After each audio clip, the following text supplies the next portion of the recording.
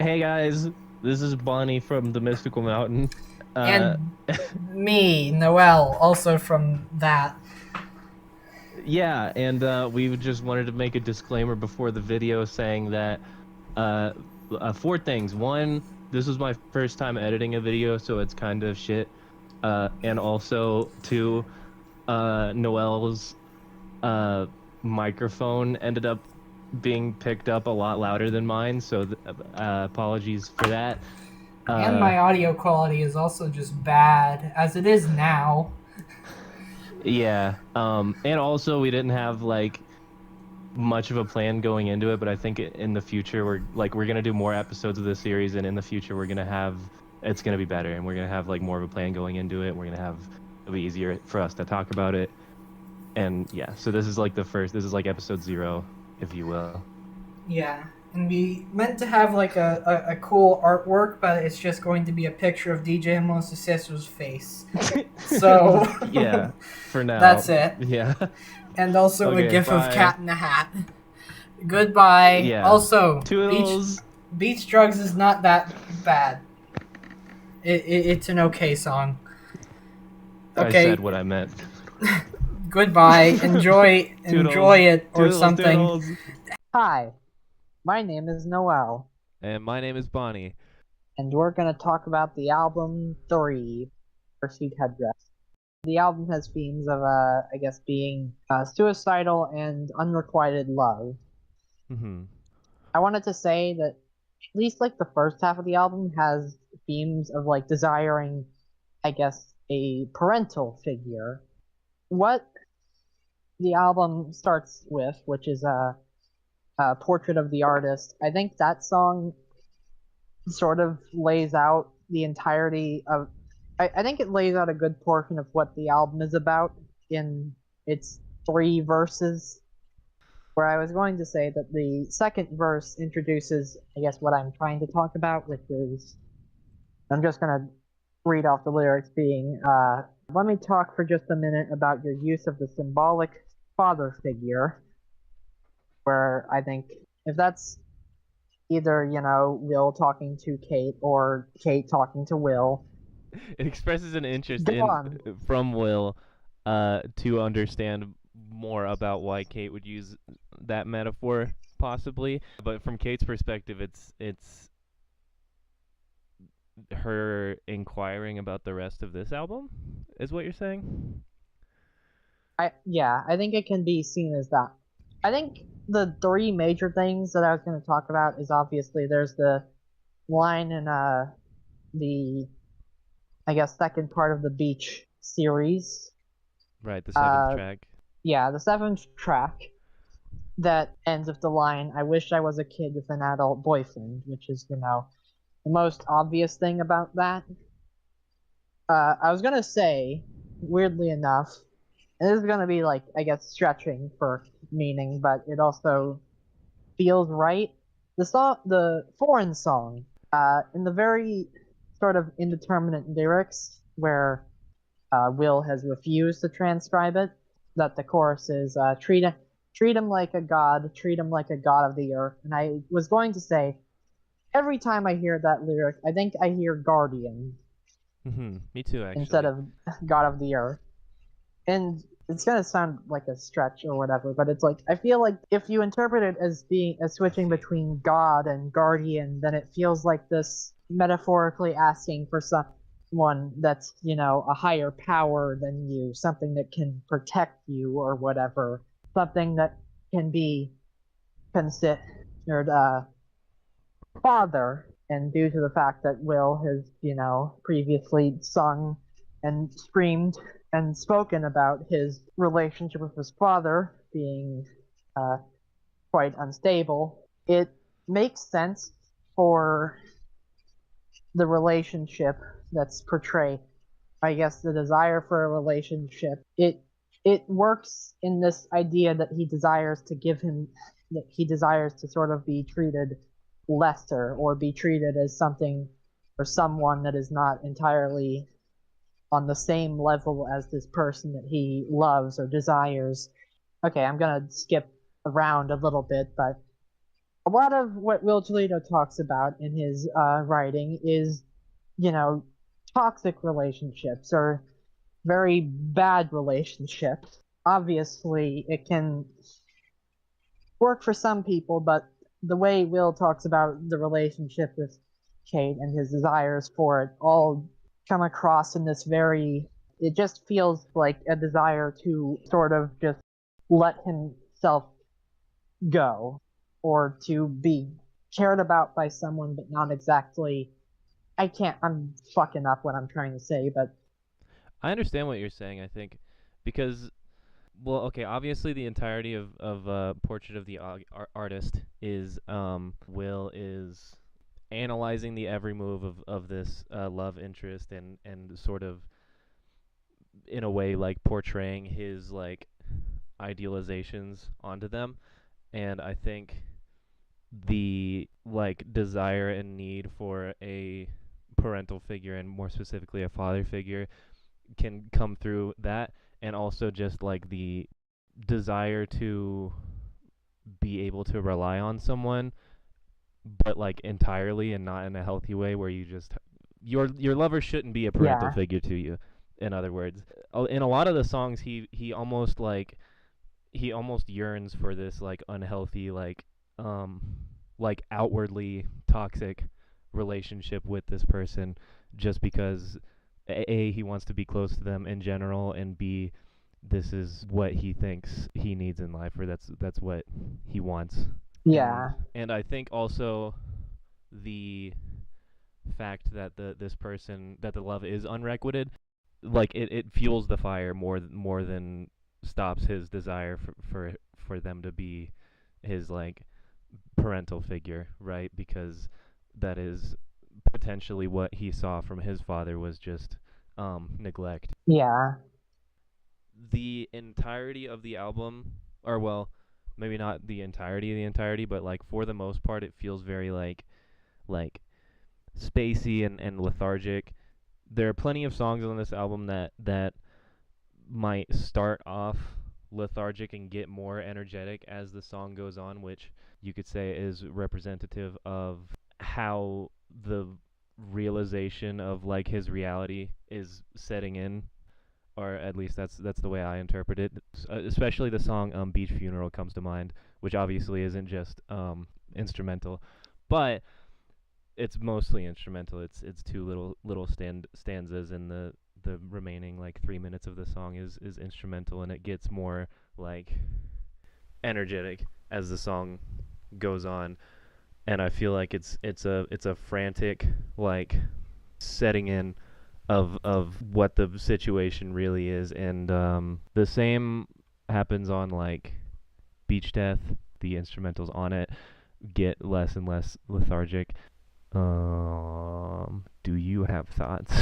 yeah. I guess starting with the Portrait of the Artist, which I think is the uh, real first track. It's like the mission I'd statement. honestly, yeah, I'd honestly say that the album feels like it's contained as Portrait of the Artist and then Beach Funeral, and the two starving tracks are prologue, epilogue, whatever you want to call them. Yeah, I think they still like cohere. Yeah, I think with Portrait of the Artist, like you said, it feels like the mission statement, like a forward in a way, where it essentially acts as this introduction to the feelings of the album. I don't know how exactly to describe it, but the first bit feels like it gets echoed in "Oh Starving." The first bit of Uh, lyrics or the first bit of like instrumental. the first bit of lyrics in Portrait of the Artist.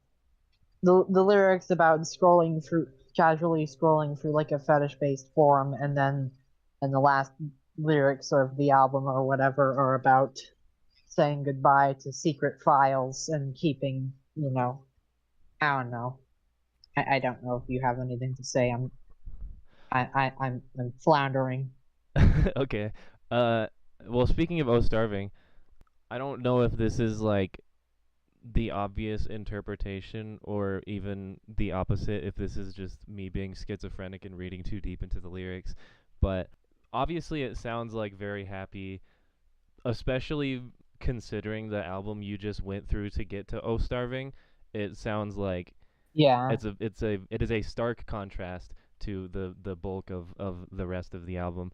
There are some obvious like hints at like dying, I think, in the song Oh Starving, but like in my opinion the whole song is just like it's sarcastic. It's Will being sarcastic and reflecting Yeah. on like how shitty his life is right now. Like he says, Yeah. I I mean, used I to was going to enjoy. say that. Yeah, yeah, It, it's like he's alluding to the all of the pieces of media and songs and stuff that do describe being regretful as like a ghost or an angel or whatever, and like missing everything that you had on Earth, while also saying like, but I really don't give a shit. Like this is terrible what I'm experiencing right now, and I think further evidence to support that is it literally comes right after Beach Funeral, which sounds like just crying.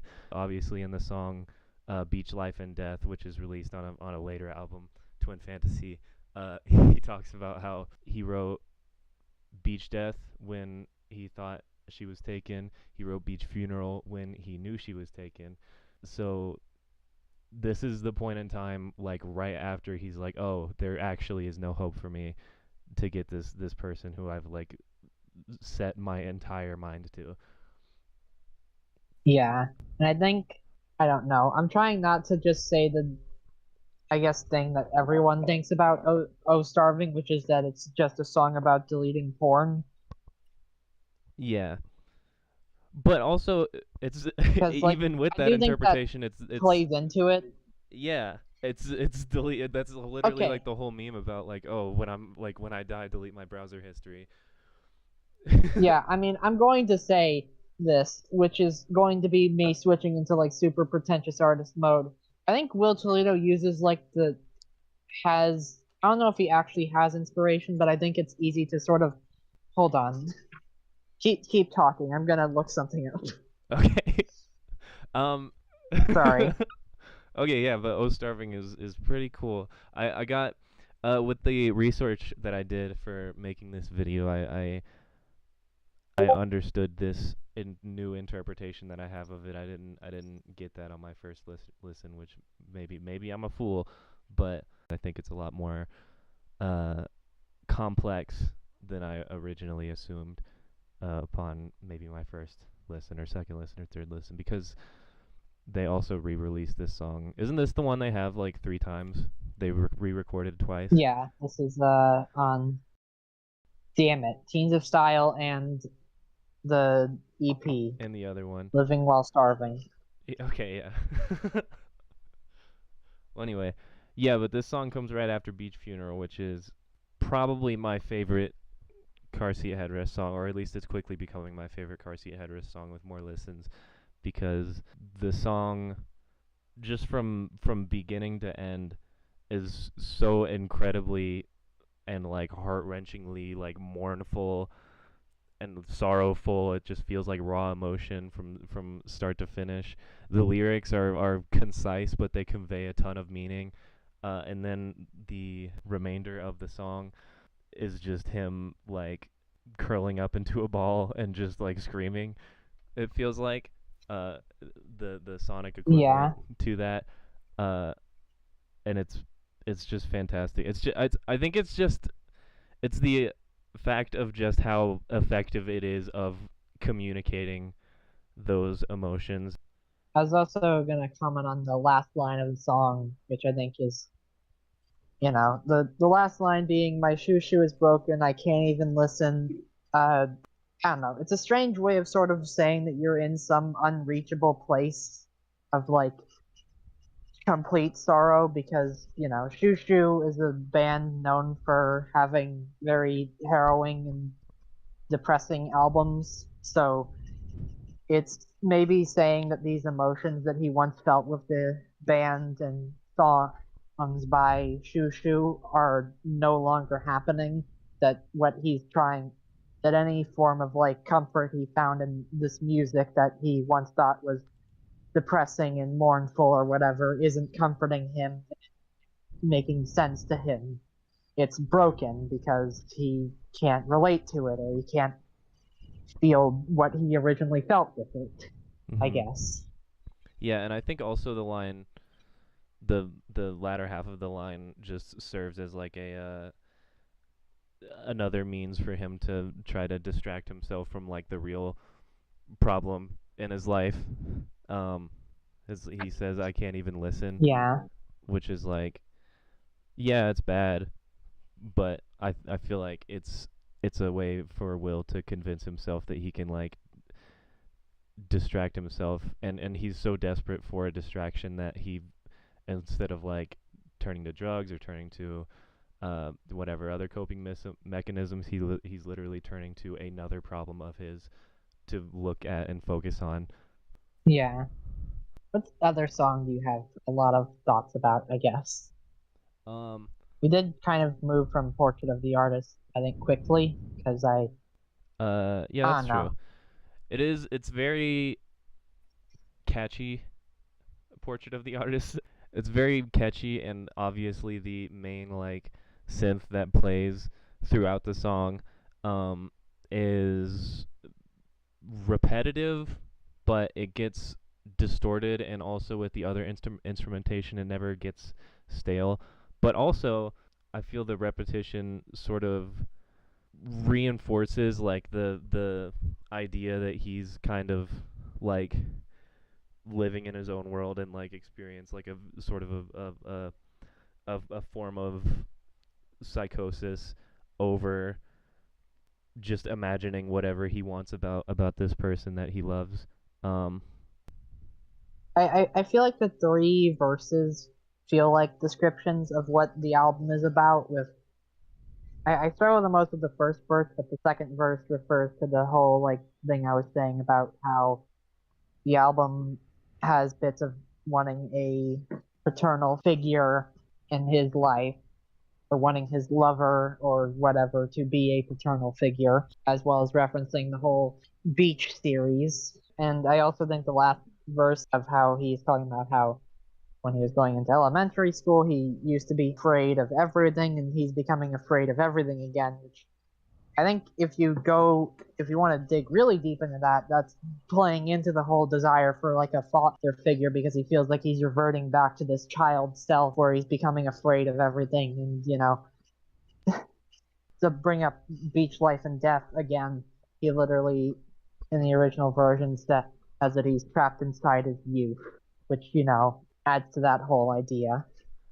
yeah, And I think I don't know if I have a lot to say about the chorus, but I feel like it's deeper than just I guess what some people are saying, where it's like, oh, he's drawing porn of his persona, he's profiting off of singing about himself or whatever. Or I do think the the profiting off of singing about himself is maybe part of it, but I feel like it's I don't know. The whole album is the portrait of the artist because of how visceral it gets and how deep it pries into what he's, I guess, feeling and not exactly trying to. I don't know. yeah, I understand what you're saying. He's not like holding anything back emotionally anymore. To me, this feels like probably one of his more emotional albums. Yeah, I think pretty much all the albums he did in 2010 are one, two, four, and little pieces of paper. What all do you have to say about Beach Week? About Beach Week, um, the chorus feels like Will is convincing himself that he is going to meet his old friend at this magical place, and it's repeated throughout the song. But the final line in the post chorus says, I hope you have a good time. Hope you have a good time when you're there, which sort of implies that Will isn't actually also going there, which is Yeah, interesting, and also in conjunction with like the mentions of alcohol and like the suicidal undertones that are in the lyrics throughout the rest of the song in general alludes a lot to just sort of being ignored by his friends, which is also a common theme in the whole album. This is a uh, song yeah. about knowing or assuming that your friends or loved ones are going to be okay with it in the end after you decide to kill yourself, basically. Yeah, I think another thing that you can, I guess, take from the song is that the whole idea of, I guess, wanting to see a friend or whatever is that the chorus can also be seen as sarcastic. Oh yes, I'll see you there or whatever. Just I guess what I'm saying is that it can be taken in a way where it's him sort of desiring to see these people, but also pushing them away and not like allowing himself to see them and sort of being like sarcastic about it because he keeps on to take it out of like the lines of it being about him killing himself is that you can take the last lines about him just saying, I hope you have a good time while you're there, and essentially just saying that he isn't coming anyway. hmm I think also another potential interpretation of the chorus is it's from Will's perspective speaking to, well, okay, obviously it's Will's perspective speaking to the friend, but it's like speaking to the friend about like an event where they were both supposed to be there, and this is Will like reassuring the person like, yes, I'm fine, I'll see you there, I'll be okay, and I'm going to make it there, despite the fact that he actually plans on ending his own life before the event even happens, which also potentially reinforced by the little outro where essentially the same thing happens. Somebody comes in, checks on Will, and then asks if he's eaten anything. He says no, and then he like clarifies just waking up just to like sort of get them to go away. It's just Yeah, like that that and that feeling of not wanting people to be worried about you, and you can like bend the truth a little bit and lie because with your plan it's not going to matter either way. yeah. I don't know if there's much to say about Horn's song. I mean, I guess they did already say my whole thing about that being like I hear it as guardian instead of god of the earth, where it can, be taken to the interpretation of him desiring a father figure in his lover. Yeah, I will say just another general thing about this album. It is very atmospheric. I wouldn't say as much so as like 2, for example, or even 4. I feel like feels I'd say the more most atmospheric. atmospheric out of his first 4 albums is like one. Yeah, I haven't listened to it in full disclosure. um, Yeah, but one feels very atmospheric. A friend of ours said that Kid War sounds haunted, hmm And and I agree with that. I think Very, I don't that know. that quality of the songs tends to go down as he just gets access to better recording equipment, but I think Yeah, also it feels the most when he drives to intentional like, on this album, if that makes sense. Like yeah, it completely fits the vibe of everything that he's saying and all of the themes that are found on this album. It's at this point in his career where it's kind of the perfect balance for this type of album. yeah. I was going to make a quick joke and say that he didn't like get better recording equipment. He just drove to a parking lot that had better acoustics. Yeah. Teenagers take off your clothes. What's there to say about that one? Not much. Not a lot. Although, well, no, actually, it is probably the least like ambient song on the record. I don't think that's a Yeah, stretch. It starts very abruptly. It ends very abruptly. It's 2 choruses, um, yeah, and the last chorus is just an interpolation of a misquoted uh, Disney movie quote. yeah. Um, I was gonna say that the first like bit of it, I think it can be interpreted in a way of like he's demanding love or whatever, and the whole line about glow can maybe be a reference to Phil Elvrum's whole concept of the glow. I don't remember what exactly that is about, but it's like I guess a symbol of love and maybe like young love, which would relate to the song. mhm. That makes sense. Yeah. I mean, I think that would definitely be what it is, but the only issue is that I'm not sure if Will Toledo was a fan of the microphones at the time. Yeah, that makes sense, and it's interesting that the delivery is, well, saying so aggressive makes it sound like it's aggressive delivery, which it's not, but it's like more aggressive than the rest of it. The instrumental feels a little angry or perhaps a little insistent. Um, Yeah. Also, real quick, the glow represents that significant other in the relationship and all the warm, fuzzy feelings they share. And that's essentially what the glow is supposed to mean. okay. Is that it's just about like loving someone, which I think would work as a line in that song. Yeah, just it's still simple even with that interpretation. Yeah. It's just that. Anyway, Sun Hot, I have even less to say about Very repetitive. it's very repetitive. I like how the guitars sound. They're very like blown out and Yeah. crunchy. Um, Uh. I think it works as an interlude.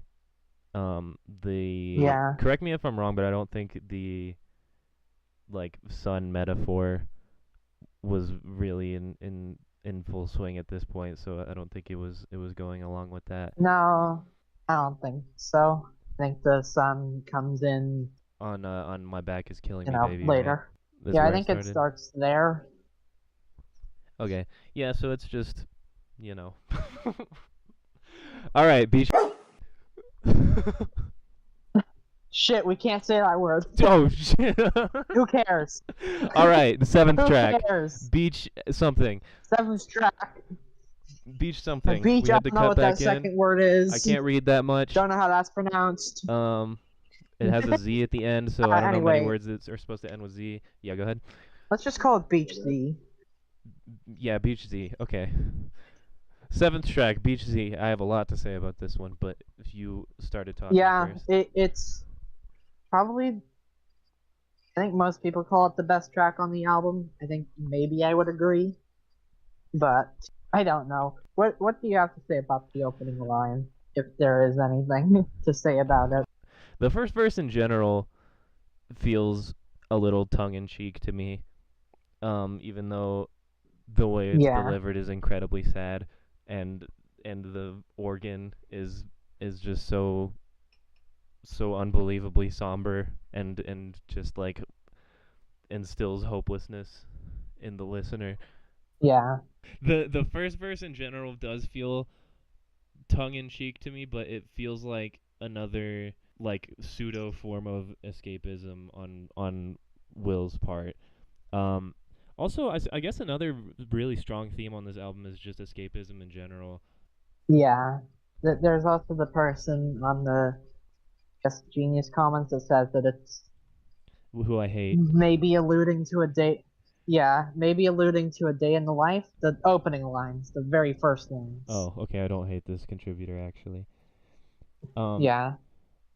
Thank you, Bodega Cat, for maybe having a good interpretation that gets I don't more think like that's a stretch that at gets all. less likes.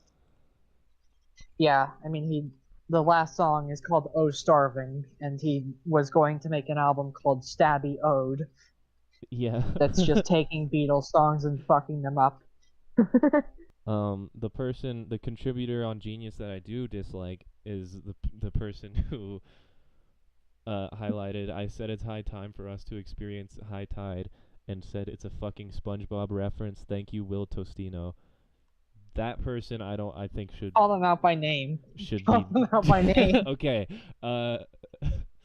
Fart Seat Headrest doesn't deserve to be able to annotate anymore. They don't deserve. They They should be don't banned deserve from the rights. website. Food should stop working for them, We- etc., etc. They should be fired immediately. Fart Seat Headrest. You know what's the worst part is they got 32 upvotes. Anyway, we're off track. Okay, yeah. Get back on track. The chorus. in my opinion, it's more of Will reassuring or like telling how he's reassuring the people around him that he's not gonna kill himself or he's not that bad right now. He's like the state he's in isn't like the worst it could be, because he's being honest, but not that honest where people start to worry about you. Um, and also, may I just say the instrumental during the chorus, both times, is just magnificent. Yeah. I think I wanted to say that the whole line of be honest but not that honest, it relates to another thing that I think is maybe in the album, which is that I feel like there are a lot of lines where it's things like said halfway, where it's not exactly saying what he wants to say, almost as if he's cutting himself off from saying the real truth. Also, another thing in the whole, beach life and death, where he says the song isn't about you, but it could have been, Then but well, no, no, it it couldn't couldn't have. have, or whatever, is that it literally is him, like, not being honest about it, where he's being honest about what these songs are about, but he's not being that honest, you know? Yeah, I feel like this song probably is, in a way, I mean, I'm not him, but in the album that has a lot of stuff about Kate Wirtz, it feels like this song that is named similarly to all the other songs that are about Kate Wirtz would maybe play a part in the, stuff about Kate Wirtz. yeah. That's also But it why feel I'm avoiding saying her name, or well, the main reason I've been avoiding saying Kate Wirtz is yeah. because literally the lyric in I Beach Life mean, and yeah. Death that says, "Oh, well, they could have been about you, but it well, no, it couldn't have." Yeah, but it's like I don't know. I mean, I feel like that's maybe overstepping some boundary of like art and artist, which is bad. But Yeah, that too. That too. Anyway, the thing that I was also going to say is that the line for a minute there, I thought you were twice as tall as me. I think it can again, it plays into the whole outro bit. It also, I think, plays into the whole thing that I was saying about like desiring your partner to be a paternal figure, and I guess sort of flips somewhat of that idea where a parent will maybe see their child as always being their child and sort of always being that, young kid and not like the adult that they are, where it's flipping that on its head, where it's Will viewing this person as being older than him, being, someone who is his parent and not like a partner and equal to him, yeah, where he's viewing himself as lesser and viewing himself as more. yeah. I think there's three things that line means. I'm not even gonna say there's three possible interpretations because I think all three are true at the same time. Um, but it's like it's the that parental thing where it's like yes he wants a father figure to like take care of him and be there where his father couldn't have potentially. Um, it's also like it's saying I thought you were twice as tall as me, as in I thought you were perfect, infallible, like this person that I want to spend the rest of my life with, and you're exactly like what my fantasy is based on just what I've seen of you, Yeah. which obviously, as we know, isn't necessarily They, true. Um, but there's a third interpretation, which is that you see this person as like unattainable, maybe, or just yeah. incredibly like intimidating to you, or like yeah, I guess that's four actually. Now that I count them, but they're intimidating to you because you have a subconscious or not desire to be in a toxic like abusive relationship, and this person to you seems gigantic and like something you should be afraid of. Yeah. I don't know if there's much that you wanted to say about the first lines of verse two. I think I know where the bathrooms are here. I've been going to this restaurant for what, 17 years? I Um, don't know if you had anything to say about that. I want to hear what you have to say about that. I feel like it maybe plays into the whole idea of escapism that he's been Oh, acting, that he's been trying to escape from his, I guess, life that he starts to feel unfamiliar with what he's actually supposed to be familiar with, that he starts to become confused by it and it starts to feel foreign to him. Oh yeah, I think that's another thing that I was going to say, that foreign song, the reason why it's called that is that, the whole idea of it being about like desiring a father figure or treating someone like a father figure is that the idea of that is foreign to him, which I think Oh. is an interpretation or whatever. Okay, that's cool. The main thing I got away from those first opening two lines of verse 2 are it's mostly just part of the like downward spiral that he seems to be going on throughout the course of this song up until the point where he starts to say I wish I was dead and the instrumental quiets down. That Yeah. it's those two lines where he's like showing signs of like being argumentative and rude to people for simply no reason, right? Because if you're saying Yeah. that to someone who's like trying to earnestly like give you directions, then that is rude and like snappy, which is something that can happen when you're suffering from any sort of mental anguish and you're just more irritable. And that in conjunction with the bridge right before the outro, where he's describing an argument where he had with somebody with the why don't you just grab the brush from Da Vinci and tell him how he could be doing it better? I said you're supposed to call him Leonardo. That's another just instance of him like snapping at someone who presumably he's like friends with or loves, Yeah. and just kind of being a dick. Yeah. Yeah, I think most of the song is like sonically and lyrically it sounds like it's a building up, like bottling of emotions and like leading up to a mental breakdown, which occurs when he's just screaming at the end, I wish, I wish, I wish. And he doesn't even know And what he's saying anymore. I think that's gonna be another thing of the thing I said about like it, like saying things halfway, and the whole thing of being honest but not that honest is that he's screaming I wish but never saying what he's wishing for. Mm-hmm. Is Yeah. that it gets to the point where he's wishing for, I think it's probably just him screaming I wish as just the final note for the song, but I think you can interpret it in the way of it being him saying things halfway and not finishing them because he doesn't want to be that honest. And I feel like you get a lot more of the whole saying things halfway in the, I guess, second half of the album. So, it kind of leads into it. Yeah, I agree. This entire album also feels a little bit like okay, there have been concept albums, plenty of concept albums that sort of represent um a cycle in its entirety, right? Where like the beginning is the start of it and the ending is the end of it and then you loop it and it starts over again. This album I feel like it's multiple cycles. It's the cycles of emotion. It represents how often and how dramatically his emotions are shifting throughout this portion of his life. And Yeah. like yeah, cuz and that harkens back to the point I made about like songs that are deeply lethargic and atmospheric and at different points in that same song will be energetic. Yeah. And I was also going to say there's a very obvious thing to your, I guess, interpretation of that being that this album opens with no starving and ends with oh starving, which sort of transition into each other. One fades out and the other fades in. Mhm. All right, Summer Bummer. Summer Bummer.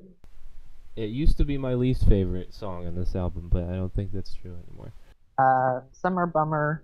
I don't think there's a lot of stuff to say about it. It's very successfully like psychedelic sounding and like Yeah. disorienting the way it sounds, which I suppose the obvious interpretation is that he's just on drugs, which is another form of escapism. Yeah. Also, the lyrics are, it's I can see you in the light, it's a gentle light, repeated, and that could simply mean that he's hallucinating about his love interest because he's on drugs and because Yeah, they're so important to him. and there's someone who says, Will loves to evoke biblical imagery in his songs, and seeing someone in the light tends to elicit a sense of godliness or holiness, which I don't think is the Right. best way to put it, but I do think it can be, put into. Also, that was said by a person named Ricin Addict. So, what I was going to say, though, is that it can also be interpreted, you said on drugs, it can also be interpreted as him seeing, like, the light at the end of the tunnel or whatever, seeing this person, I guess, in whatever he considers to be heaven, which is the whole godliness thing, but it's putting it in the, I guess, aspect of it being possibly suicidal, that he's starting to view them as, I guess, a way out. Yeah. Yeah, that makes sense. I suppose my deeper interpretation would just be that like he's on drugs and this just represents like the fact that this person is taking up 100% of his mind and they're the light and they're the only it's like tunnel visioned onto just this person. I was gonna say, you saying that they're the light is, I guess, the idea of it being like they're the light and the light is also being cast onto them. He is, I guess, creating this image of them in his head where they are not just them, they are something beyond them.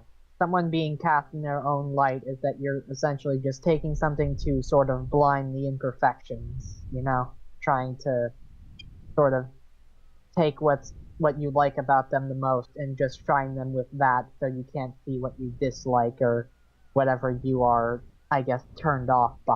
I also I think it's worth mentioning. It's worth mentioning that on the original mirror to mirror version of Nervous Young Inhumans, he says galvanistic throughout the chorus, and at the end during the monologue in the end he elaborates on why he used the term galvanistic as a way to represent how he created a character of this person and he pretended to know more about them than he really did. Ryan North by Northwest. Yep. Yeah, I was gonna say that this is, I guess, the beginning of him saying something halfway, because the lyric of saying "I want to" is just nothing. He's just saying "I want to," and there's no other lyrics to go with that, which I think sort of plays into the whole thing I was saying about, him not finishing stuff because he doesn't want to be that honest. Yeah. I think this is the main example of it, and I don't know if there's other examples.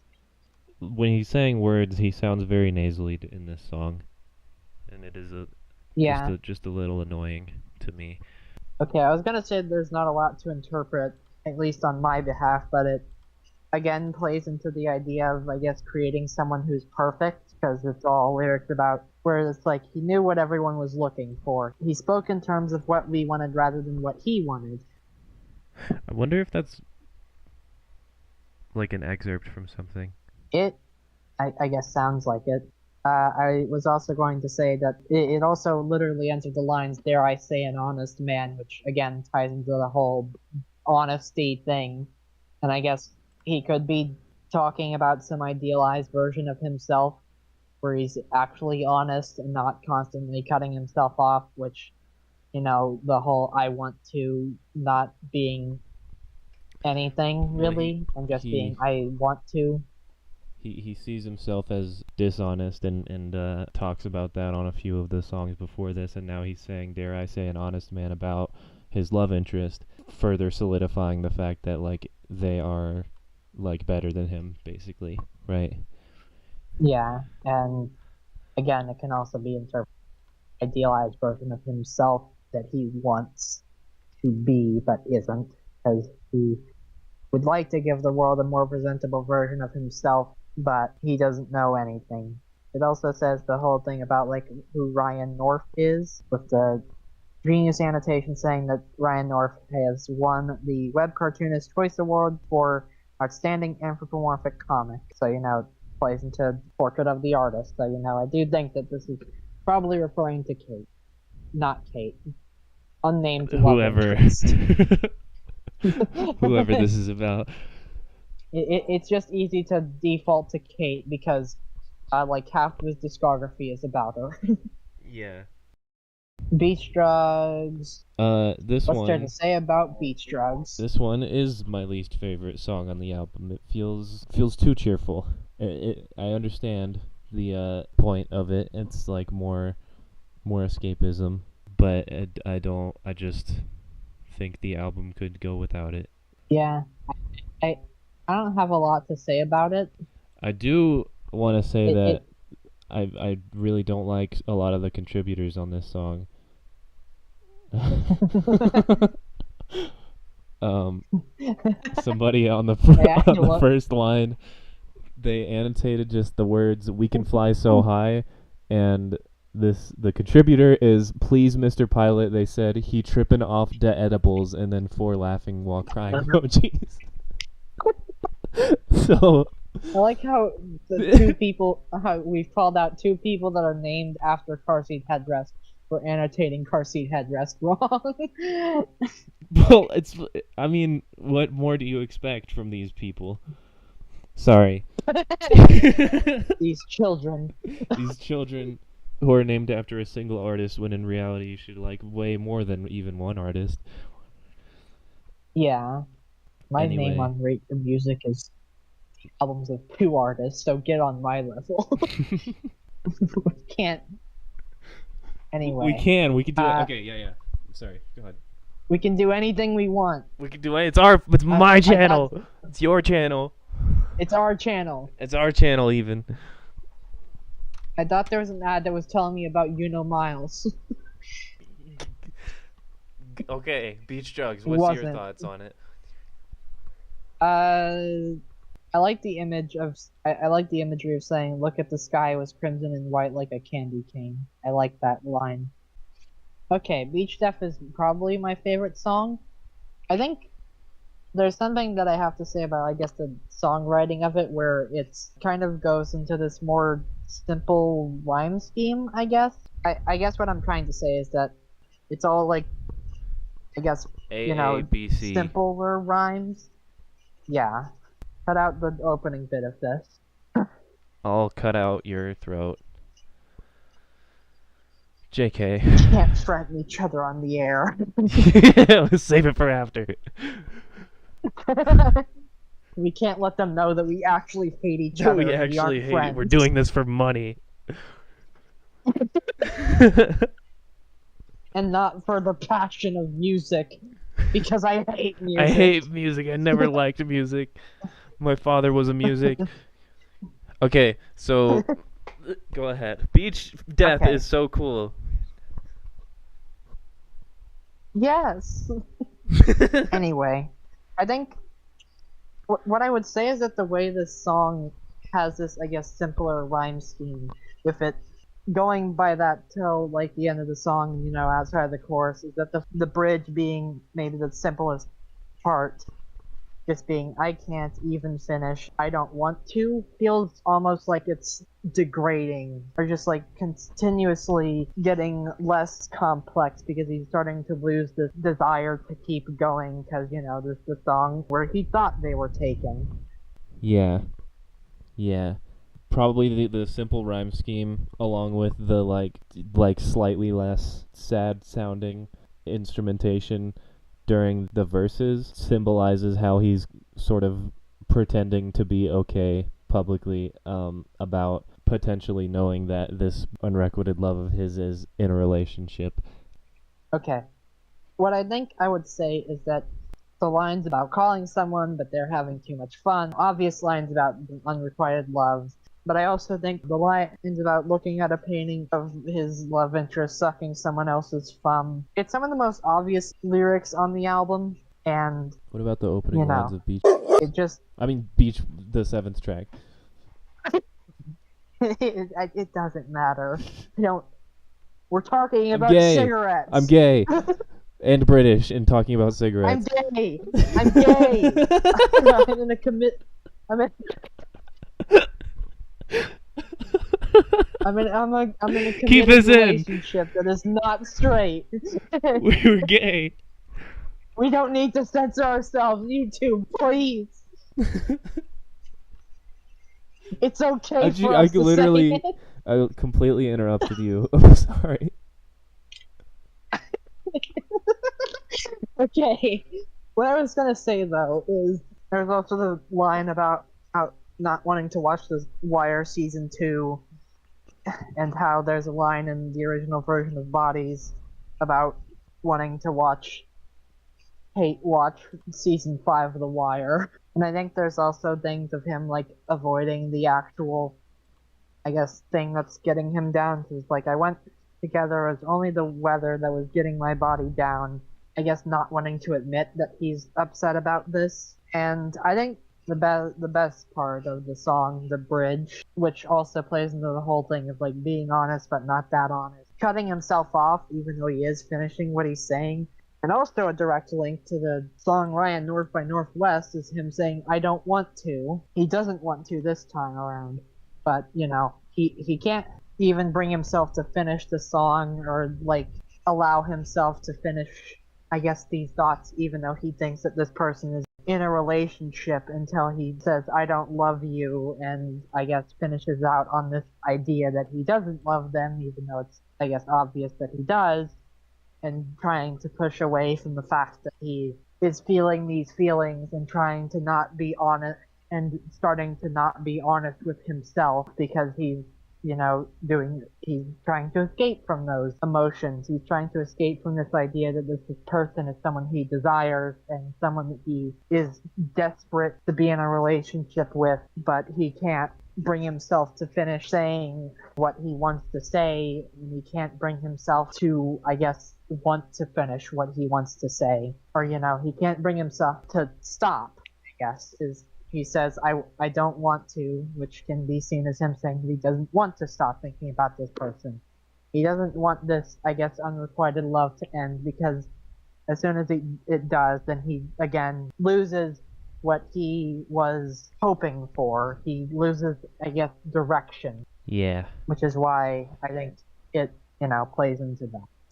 Or whatever I'm saying. I'm bad at explaining things, and I think this video is going to be a fucking mess. But I think I did at least some good explanations of things and interpretation. The raw recording is almost an hour and a half long. I think we got to cut it down to probably 10 minutes, and then we have a good video on our hands. to about like 4 minutes, to about 4.5 minutes. Cut it until it's a YouTube short, and then we got it. We'll be a YouTube Shorts only channel. Hey guys, in the comments, let us know what you think of our YouTube Shorts.